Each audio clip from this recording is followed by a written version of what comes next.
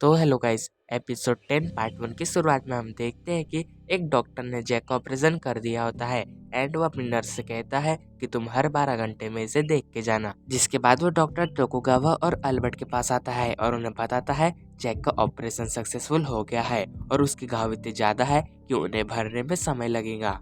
इसके बाद टोकुगावा कहता है आप मुझे इसका मतलब बताओगे क्योंकि जैक ने बेहोशी की हालत में ऐसा कुछ किया था। टोकुगावा की ये बात सुन के वो डॉक्टर सोचने लगता है।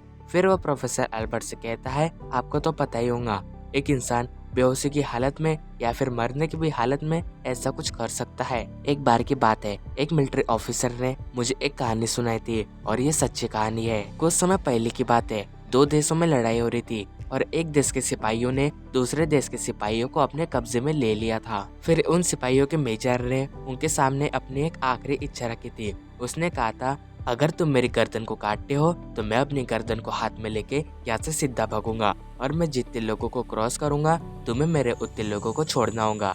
ये सुन के वो सिपाही बहुत ही हंसने लगते हैं, जिसके बाद वो लोग उसकी गर्दन को काट देते हैं। मगर वही हम देखते हैं कि वो मेजर अपनी गर्दन को हाथ में लेके अपने सारे सिपाहियों के सामने से गुजर जाता है, जिससे कि उन लोगों की जान बच जाती है। फिर इसके बाद वो डॉक्टर कहता है जैक हनुमा के साथ भी वैसा ही है। उसने अपने शरीर को इतना ट्रेन किया है कि वो मरने के बाद भी अपने दुश्मन को खत्म कर सकता है और मेरे हिसाब से ये काम बस जैक हनुमा ही कर सकता है।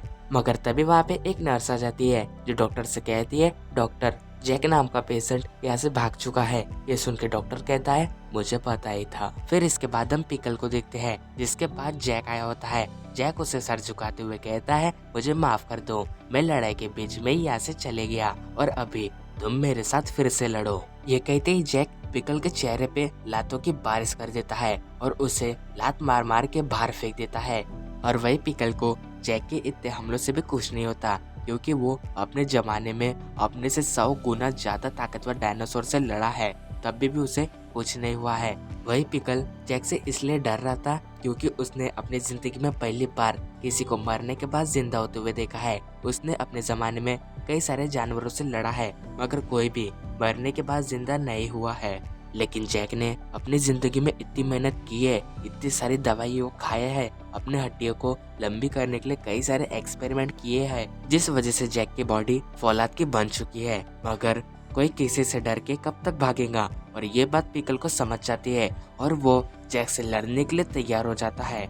फिर पिकल जैक को इतना जोरदार मुक्का मारता है कि जैक की बॉडी चक्रे की तरह घूमने लगती है और धड़ाम से नीचे गिर जाती है। यह देख के वहाँ पे जितने भी लोग होते हैं वो सब हैरान हो जाते हैं और वही जैक फिर से बेहोश हो जाता है। जिसके बाद जैक की आंख अस्पताल में खुलती है। यह देख के जैक एकदम से उठ के बैठ जाता है। फिर प्रोफेसर अल्बर्ट उसे कहते हैं तुम वहाँ पे फिर से जाने की सोचना भी मत, तुम अपनी जान को 2 बार खतरे में डाल चुके हो।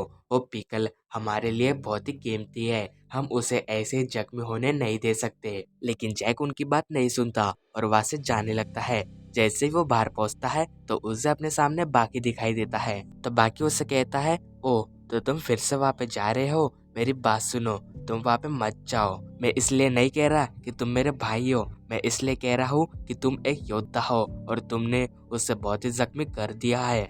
लेकिन जैक उसकी ये बात नहीं सुनता और वहाँ से जाने लगता है। तो बाकी चिल्लाते हुए कहता है रुको, तुम्हें पता भी है तुम्हारे बेहोश होने के बाद वहाँ पे क्या हुआ था। आगे हम देखते हैं कि जब जैक बेहोश हुआ था तो पिकल उसे आराम से उठा के अपने साथ लेके गया था।